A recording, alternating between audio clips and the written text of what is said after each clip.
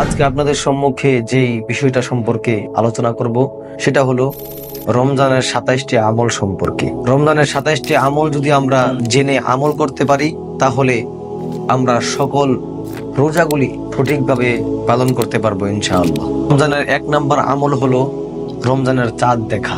রমজানের চাঁদ যখন উঠব তখন রমজানের চাঁদ দেখা। 2 নম্বর আমল হলো রমজানের রোজা রাখা। 3 নম্বর আমল হলো রমজানের রাতে তারাবির নামাজ পড়া এবং 4 নম্বর আমল হলো রমজানের রোজা রাখার নিয়তে সাহারি খাওয়া। 5 নম্বর আমল হলো দেরি করে সাহারি খাওয়া। 6 নম্বর আমল হলো ইফতার করা এবং 7 নম্বর আমল হলো ইফতার করা ঠিক আছে, কিন্তু ইফতারটা তাড়াতাড়ি করা। 8 নম্বর আমল হলো ইফতারের সময় দোয়া করা। আপনি 5-6 জন নিয়ে ইফতার করতে পারেন। এর মধ্যে আপনার ছেলে থাকতে পারে, আপনার স্ত্রী থাকতে পারে। একদিন আপনি দোয়া করবেন, একদিন আপনার ছেলে দোয়া করবে, একদিন আপনার ওয়াইফ আপনার স্ত্রী দোয়া করবে। এটাই হলো সৌন্দর্য, ইসলামের সৌন্দর্য।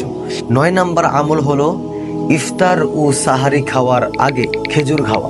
ইফতারের শুরুতে অথবা সাহারি খাওয়ার শুরুতে আমরা ইনশাআল্লাহ খেজুর খাবো।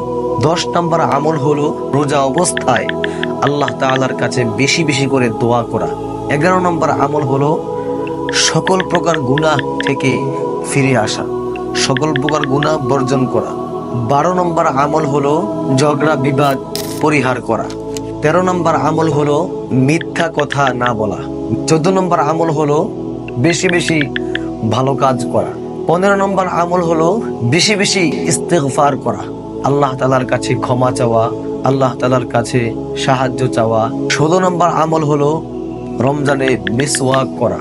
বিশ্বনবী সাল্লাল্লাহু আলাইহি ওয়াসাল্লাম বলেছেন, আমি মিসওয়াক করাটাকে ফরজ করে দিতাম যদি আমার উম্মতের জন্য এটা কষ্টদায়ক না হতো। এটা কষ্ট না, আমরা যারা অভ্যাস করে ফেলেছি আলহামদুলিল্লাহ আমাদের জন্য কোনো কষ্ট হয় না। 17 নম্বর আমল হলো সামর্থ্য থাকলে উমরাহ করা। 18 নম্বর আমল হলো তাহাজ্জুদের নামাজ পড়া। আমরা যখন সাহারি খেতে উঠি তখন আমরা 2 রাকাত পারি, 4 রাকাত পারি, 6 রাকাত পারি অথবা 8 রাকাত পারি। ইনশাআল্লাহ আমরা তাহাজ্জুদের নামাজ আদায় করব। 19 নম্বর আমল হলো একজন রোজাদার ব্যক্তিকে ইফতার করানো। যে ব্যক্তি সারাটা দিন রোজা রইল, আপনি যদি তাকে ইফতার করান তাহলে অধিক পরিমাণে সওয়াবের কাজ।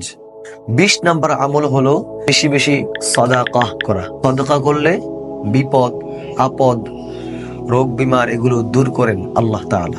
21 নম্বর আমল হলো শেষ দশকে বেশি বেশি ইবাদত বন্দেগী করা। 22 নম্বর আমল হলো শেষ দশকে লাইলাতুল কদর তালাশ করা।